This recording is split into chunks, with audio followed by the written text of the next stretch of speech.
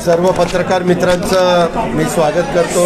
पत्रकार परिषदेला उपस्थित असणारे आमचे प्रांताध्यक्ष जयंत पाटील, संजय बनसोडेजी, राहुल मोटे, संजय बिराजदार, सर्व पत्रकार मित्र, आपल्याला सगळ्यांना माहितीच आहे की 20 तारखेला महाराष्ट्रामध्ये विधानसभेच्या सदस्यांच्या मधनं 10 विधान परिषदेचे सदस्य निवडून देण्याची निवडणूक लागलेली आहे। 11 उमेदवार उभे आहेत। साधारण 4 पक्षाचे उमेदवार त्या ठिकाणी उभे आहेत। आघाडी म्हणून आम्ही एकंदरीत 6 उमेदवार उभे केलेले आहेत। 2 काँग्रेसचे आहेत, 2 राष्ट्रवादीचे आहेत, 2 शिवसेनेचे आहेत। आता वेगवेगळ्या बातम्या गेले 2 दिवस मी बघतोय, मी आपल्याला स्पष्टपणे नमूद करू इच्छितो की आम्ही सगळेजण हे उमेदवार निवडून आणण्याच्या करता मनापासूनचा प्रयत्न करतोय। एक गोष्ट खरी आहे की शिवसेनेकडे 2 उमेदवार निवडून आणण्याच्या करता आरामात मत आहेत। आम्हा लोकांच्याकडे आमच्या 2 सदस्यांना अजूनही मतदान करण्याची परवानगी न्यायालयाने न दिल्यामुळं आमची संख्या ही 51 आहे। कोटा साधारण 26 आहे। 26 अगदी काठावर धरून चालत नाही, कारण कालच्या विधान परिषद राज्यसभेच्या निवडणुकीमध्ये उभ्या महाराष्ट्राने काय घडलं ते पाहिलेलं आहे। त्याच्यामुळं यदा कदाचित एखाद दुसरं मत दिलेलं बाद झालं, काही तिथं अडचण आली, सभागृहात मतदान करत असताना कधी काय होईल सांगता येत नाही। कधी नजर चुकीने देखील एखादी गोष्ट घडून जाते आणि त्याची किंमत शेवटी मोजावी लागते। जसं मागच्या वेळेस एका सन्माननीय शिवसेनेच्या सदस्यांना आमदार म्हणून दिलेलं मत हे बाद ठरवण्यात आलं आणि म्हणून आम्ही सगळेजण काळजी घेतोय, कोटा जास्त कसा देता येईल ह्याबद्दलचा प्रयत्न करतोय। अर्थात अनुक्रमांक 1, 2, 3, 4, 5, 6, 7, 8, 9, 10 असे आकडे आमचे वेगवेगळे आमदार मतदार हे त्या ठिकाणी देऊ शकतात आणि त्याच्यातून शिवसेना 2 उमेदवार त्यांचे व्यवस्थितपणे निवडून येतील, कारण संख्या त्यांच्याकडं त्यांचे ॲक्च्युली शिवसेनेचे अधिकृत अधिक शिवसेनेला मानणारे पण अपक्ष असणारे किंवा शिवसेनेने काही जणांना मंत्री शंकरराव यड्रावकर आणि राजेंद्र यड्रावकर आणि आपले बच्चू कडू ह्या तिघांना मंत्री केलेलं असल्यामुळे त्यांची पण मतं ही शिवसेनेकडेच त्या ठिकाणी साहजिकच जाणार, हे त्रिवार सत्य आहे। ह्या प्रकारे काम चाललेलं आहे। ह्यावेळेस प्रत्येकजण आपापल्या परीनं काम करतोय। काही जणांनी कालच आमदार एकत्रपणे ठेवण्याच्या करता तशी व्यवस्था केलेली आहे। आज इतर पक्षांचे आमदार एकत्रपणे त्यात बोलवले जातील आणि बोलून त्यांना योग्य प्रकारचं मार्गदर्शन त्यांच्या पक्षाचे नेते करतील आणि त्यांना 20 तारखेला मतदानाच्या निमित्तानं कसं मतदान करायचं, काय मतदान करायचं, कुठला आकडा कुठं टाकायचा, कारण साधारण 1-2 आकडे आम्ही आमच्याच उमेदवारांना घेतले तरी 3-4 आकडे हे कुणाला द्यायचे, काय द्यायचे ह्याच्याबद्दल उद्धव ठाकरे साहेब, एकनाथ शिंदेजी, जयंतराव पाटील, तसंच आमचे अशोक चव्हाण, बाळासाहेब थोरात असे सगळे मिळून त्या बाबतीतला निर्णय घेतील आणि तो लास्ट क्षणाला घ्यायचं असं आमचं त्या ठिकाणी ठरलेलं आहे। आता हे सगळं करत असताना महाविकास आघाडीची एकजूट आहे, त्याच्यामध्ये कुठल्याही प्रकारची अडचण नाही आहे। आम्ही एकमेकाला भेटतो। एक गोष्ट खरी आहे, अपक्षांना काही लोकांनी काही नेत्यांनी फोन केला, कारण त्यांना त्यांची संख्या कमी पडत असल्यामुळं अपक्षांची मदत लागणार होती म्हणून त्यांना फोन केला, पण जे शिवसेनेच्या विचाराचे त्या आमदारांनी सांगितलं की आम्हाला मुख्यमंत्री सांगतील तशा पद्धतीनं आम्ही मतदान त्या ठिकाणी करू, असं काही लोकांनी मात्र स्पष्टपणे सांगितलं। ही वस्तुस्थिती आहे। हे मतदानाचं झालं। तसंच देशात सध्या अग्निपथ योजनेच्या विरोधामध्ये प्रचंड रोष काही राज्यांच्या मध्ये तरुणांच्यात विशेषतः पाहायला मिळाला आणि त्याच्यामध्ये खूप मोठ्या प्रमाणावर सार्वजनिक जी काही संपत्ती असती, राष्ट्राची जी संपत्ती असती त्याचं नुकसान झालं। कितीतरी रेल्वे स्टेशन फोडण्यात आली, कितीतरी रेल्वे गाड्या जाळण्यात आल्या, अशा प्रकारचं एक असंतोष समाजामध्ये पाहायला मिळाला। परंतु आता केंद्राने त्याच्याबद्दल निर्णय घेतला। वयाची अटीच्या मध्ये थोडीशी मुभा दिली, ती खरं तर आधीच दिली असती तर ही परिस्थिती निर्माण झाली नसती, पण तसं घडलं नाही आणि त्याच्यामुळे शेवटी रोष कुठेतरी थांबावा माझी पण महाराष्ट्रातल्या तरुण सहकाऱ्यांना आणि सर्वांनाच विनंती आहे की कुठल्याही परिस्थितीमध्ये तुम्हा लोकांच्यावर अन्याय होणार नाही अशा पद्धतीची खबरदारी आम्ही सगळेच जण घेऊ. पण राष्ट्रीय संपत्तीचं नुकसान करणं हे आपल्या सगळ्यांच्या हिताचं अजिबात नाही. त्याच्यातनं देशाचं नुकसान होतं आहे, राष्ट्रीय संपत्तीचं नुकसान होतं आहे, ह्याची पण नोंद तरुणांनी घ्यावी. मला तरुणांच्या भावना लक्षात येत आहेत, कारण ते आज नोकरीचा यक्ष प्रश्न निर्माण झाला ह्या महागाईच्या काळामध्ये. त्याच्यामुळे प्रत्येकाला वाटतं की बाबा आपल्याला इथं संधी मिळाली पाहिजे, अशा प्रकारची साहजिकच त्याची अपेक्षा आहे. आणि त्याच्याबद्दल वेगवेगळी प्रकारची स्टेटमेंट आजच वेगवेगळ्या मीडियामध्ये आलेली आहेत आणि त्याच्यातून मार्ग निघाला आहे असं चित्र समोर आलेलं आहे. ह्याच्या दादा एक असं पण बोललं जाते, नाना पटोलेंनी आता विधान केलेलं आहे, कुठेतरी आमदारांवरती केंद्रीय यंत्रणांचा दबाव टाकून त्यांना मतदान करण्यासाठी भाग पाडलं जाते. फोनवर अशा प्रकारचं वक्तव्य होतं असं ते म्हणतात. राष्ट्रवादीच्या आमदारांनी असं आम्हाला अजून कुठल्याही आमदारांनी तसं सांगितलेलं नाही. आज संध्याकाळी आमच्या सगळ्या आमदारांची बैठक प्रांताध्यक्षांनी बोलवलेली आहे. त्याला स्वतः राष्ट्रीय अध्यक्ष आदरणीय पवारसाहेब मार्गदर्शन करणार आहेत. आम्ही लोक सगळे तिथं उपस्थित राहणार आहोत. त्यावेळेस काही कुणाला जर तसं झालेलं असेल, पण अजून तरी मला कुणी फोन करून तसं सांगितलेलं नाही की बाबा आम्हाला अशा अशा पद्धतीनं कुणी फोन केला आणि दबाव आणला, असं काही सांगितलेलं नाही. राज्यसभा निवडणुकीच्या वेळी तिन्ही पक्षांच्या एकत्रित बऱ्याच बैठका झाल्या होत्या, मात्र यावेळी तसं चित्र पाहायला मिळत नाही. ह्यावेळेस काय झालंय, आमदार निवडून देत असताना प्रत्येकाकडे आपला आपला कोटा आहे. मागच्या वेळेस काय झालेलं होतं, तिघांचे 3 उमेदवार व्यवस्थितपणे निवडून येऊन तिन्ही पक्षाकडं मतं काही प्रमाणात शिल्लक होती. शिवसेनेकडे जास्त होती, त्याच्यानंतर खालोखाल राष्ट्रवादीकडे होती आणि त्याच्या खालोखाल काँग्रेसकडे होती. त्याच्यामुळं त्या सगळ्यांच्यामध्ये एकत्रपणे बसून निर्णय घेणं गरजेचं होतं, म्हणून तशा प्रकारची एकत्र बैठक झाली. आता मात्र शिवसेनेला त्यांचे 2 निवडून आणायचे, त्यांची संख्या तुम्हाला माहिती आहे 56 आहे. त्याच्यातल्या एकाचं दुःख निधन झालं म्हणजे 55. साधारण 27-28चा कोटा किंवा 30चा कोटा दिला तरी त्यांचे आणि त्यांचे मंत्री केलेले असे मिळून त्यांचे 2 व्यवस्थितपणे निघतील असं आत्ताचं चित्र आहे. आमच्या 2 लोकांना मताचा परवानगी न दिली मताला जाण्याची, त्याच्यामुळं आम्हाला मात्र संख्या कमी पडते.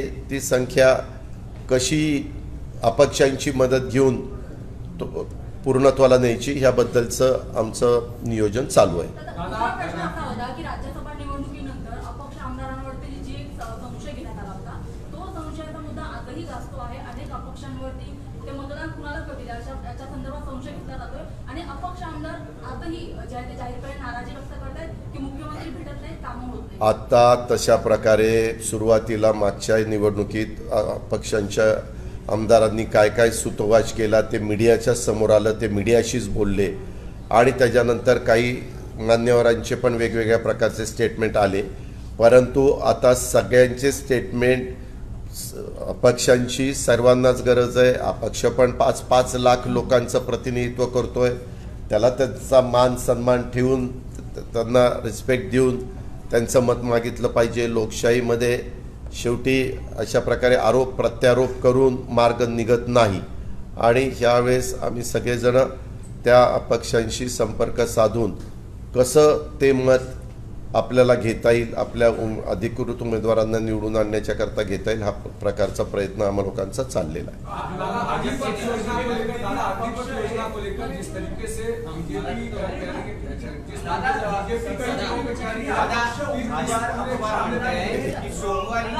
एकाने प्लीज. अरे तमा एकदा मराठीचं सगळं होऊ दे बाबा. हां,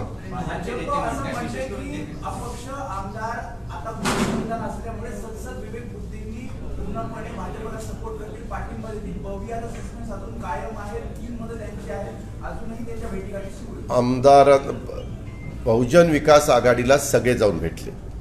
रामराजे नाईक निंबाळकर साहेब पण जाऊन भेटले, भाजपचे पण उमेदवार जाऊन भेटले, काँग्रेसचे पण प्रांताध्यक्ष आणि उमेदवार त्या ठिकाणी जाऊन भेटले. प्रत्येक जे स्वतंत्र विचाराचे आहेत त्यांना भेटून मत मिळवणं हे निवडणुकीला उभं असणाऱ्या उमेदवाराचं किंवा ज्या पक्षाचे उमेदवार असतात त्या पक्षाचं कामच असतं. तशा पद्धतीनं प्रत्येकजण जाऊन त्यांना भेटतंय. त्याच्यातनं क्षितिज ठाकूर म्हणून एक आमचे आमदार आहेत, तरुण सहकारी आहेत, हितेंद्रचे चिरंजीव, ते मात्र परदेशात गेलेले आहेत. ते येऊ शकतील का नाही ह्याच्याबद्दल शंका व्यक्त केली जाते. त्याच्यामुळं एक तर आपल्या 288 मध्ये एक जण मयत आहे, 87 दोघांना अजून परवानगी देण्यात आलेली नाही. मागचा अनुभव घेता काय होईल सांगता येत नाही, म्हणजे ते 2 कमी झाले 85. क्षितिज जर नाही आला तर 84. मग शेवटी 284 जर संख्या राहिली. उद्याच्याला भाजपचे 2 थोडेसे गंभीर आजारांनी असणारे आमदार आहेत पुण्यामध्ये, ते मागच्या वेळेससारखं जर त्यांनी आणलं तर मग संख्या 284 पर्यंत त्या ठिकाणी राहील. आणि 284 संख्या असताना 10 उमेदवार निवडून जायचं म्हणजे कोटा किती, तर तो साधारण 25 पॉईंट वर काहीतरी येईल, म्हणजे 26च येईल. अशा पद्धतीची परिस्थिती आजच्या घडीला आहे आणि प्रत्येकजण आपापल्या परीनं त्यांना भेटायचं, त्यांना विनंती करण्याचं काम त्या ठिकाणी करतंय. आपण जे सांगितलं की ते म्हणले सद्विवेक बुद्धीला स्मरून, कुठलीही व्यक्ती कुठल्याही निर्णयाच्या बद्दल ज्यावेळेस जाती मत द्यायला जाते, जसं मतदार त्यांच्या सद्विवेक बुद्धीला स्मरून मतदान करत असतात जनरल निवडणुकीत, तशाच पद्धतीनं ह्याही निवडणुकीमध्ये जे पक्षाचे आमदार आहेत ते त्यांच्या पक्षाच्या अधिकृत उमेदवारांना सांगितल्याप्रमाणे मतदान करतील. पण जे अपक्ष आहेत ते त्यांच्या सद्विवेक बुद्धीला स्मरूनच मतदान करणार आहेत. परंतु आम्ही त्यांना सांगताना असं सांगतो, ती सद्विवेक बुद्धी आमच्या उमेदवाराच्या बाबतीत कशी निर्माण होईल आणि आम्हाला कसं मत मिळेल असा आमचा प्रयत्न चालू आहे, तसाच विरोधकांचाही प्रयत्न चालू आहे. दिसेल ना, अगं बाई, चमत्कार होईल का आणखीन काय होईल ते सगळं दिसेलच ना. फार त्याच्याबद्दलची चर्चा करायला काय. एक आहे 11 पैकी 10 निवडून येणार आहेत, 1 जण पराभूत होणार आहे. त्याच्यामुळं तो चमत्कार तर घडणारच आहे. आता चमत्कार कुणाच्या बाबतीत घडतोय ते उभा महाराष्ट्र सोमवारी बघेल. सर्व जागा निवडून आणण्याचा प्रयत्न महाविकास आघाडी त्या ठिकाणी करते आहे.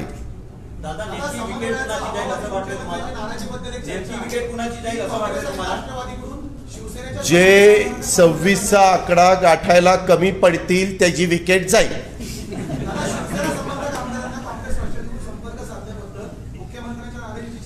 नाही, एक मिनिट, मी त्याचा साक्षीदार आहे.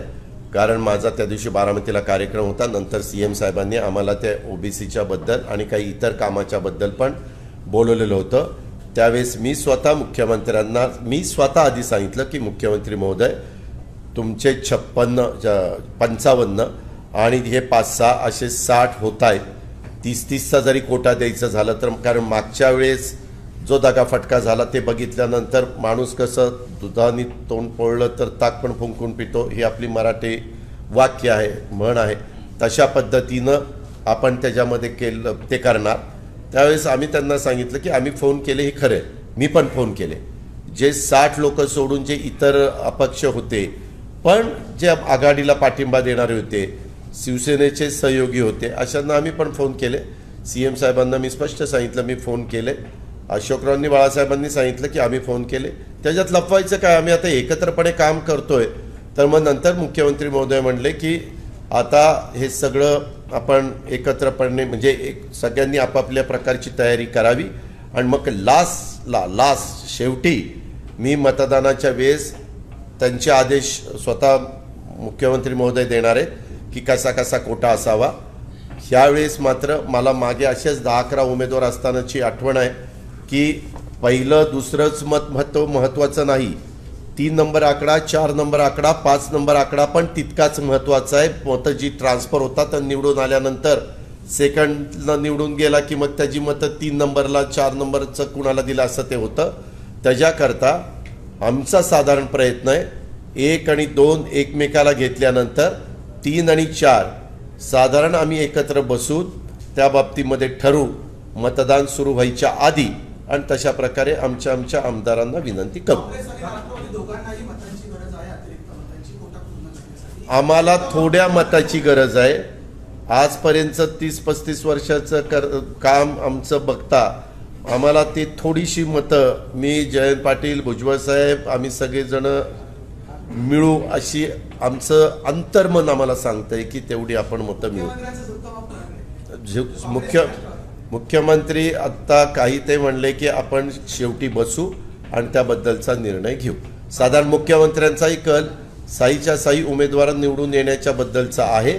ते संपूर्ण माहिती घेऊन कुणाला मत देणं गरजेचं आहे ते बघतील आणि त्या पद्धतीने निर्णय देतील. संजय राऊतांना मतदानाच्या वेळेस सोबत घेऊन जायला परवानगी द्यावी. त्यांनी त्याचं मत मांडलं. तुम्हालाही माहिती आहे की उद्या मी म्हणालो की मला तुम्हाला बरोबर घेऊन मत द्यायची परवानगी देणार आहे का कुणी? म्हणायचं असतं. कारण त्यांच्यावर डायरेक्ट त्यांनी आरोप केला, त्याच्यामुळं ते म्हणले बाबा तुम्ही स्वतः चला, तुमच्या देखत मतदान करतो.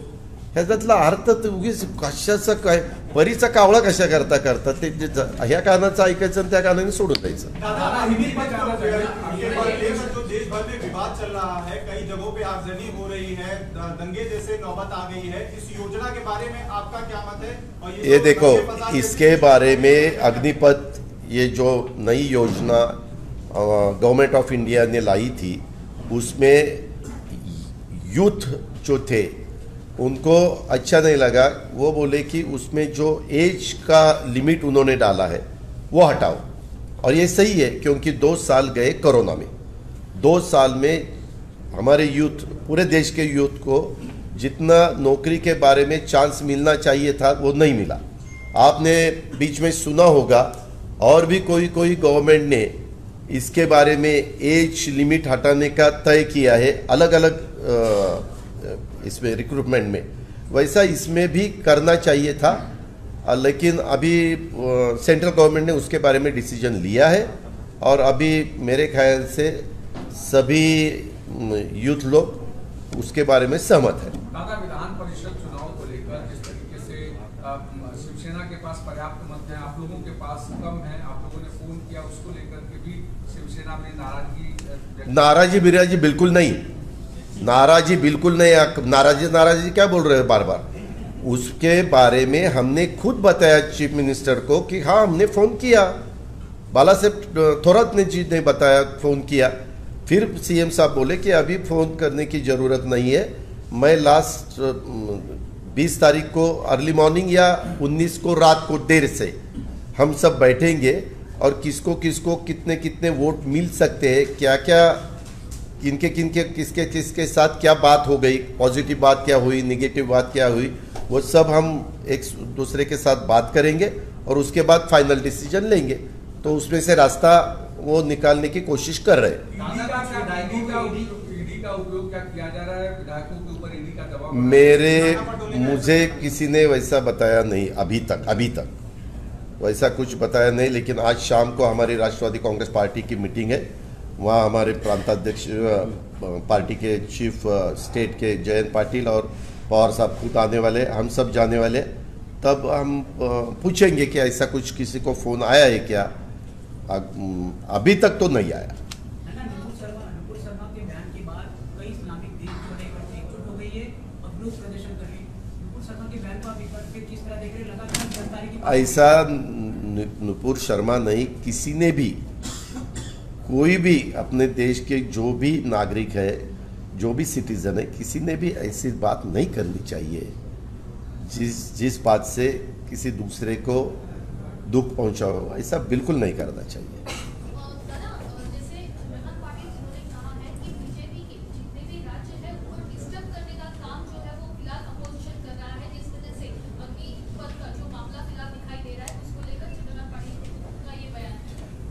क्या है, एक है तो सही, हम सब ने देखा कि नए जो जनरेशन है उनको नौकरी की सख्त ज़रूरत है. और ये बीच में जो थोड़ा सा उनको ऐसी उम्मीद लगी कि अपने को, उन्होंने सपना देखा था कि अपने को अभी इसमें नौकरी मिल जाएगी, लेकिन एज लिमिट आने के बाद थोड़ा सा उसमें लोग युवक लोग नाराज़ हो गए और यूथ लॉबी को ऐसा लगा कि अब अपना चांस जा रहा है, इसीलिए उन्होंने ये आंदोलन किया. लेकिन अभी वो सब खत्म हुआ है और सेंट्रल गवर्नमेंट ने भी उसके बारे में सही डिसीजन लिया और एज का लिमिट हटाया। सर, जिस तरीके से ट्रेनों में आगजनी हो रही है, बड़ी पैमाने पे हिंसा हो रही है, इसको किस तरीके से देखते हैं? वो बिल्कुल नहीं होना चाहिए। ये राष्ट्रीय संपत्ति का नुकसान करने का अधिकार किसी को नहीं दिया है, ये नहीं होना चाहिए।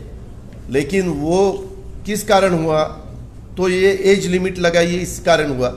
ये पहले ही एज लिमिट नहीं लगाते तो ये कारण भी नहीं सबके सामने आता। ठीक है, ओके, धन्यवाद।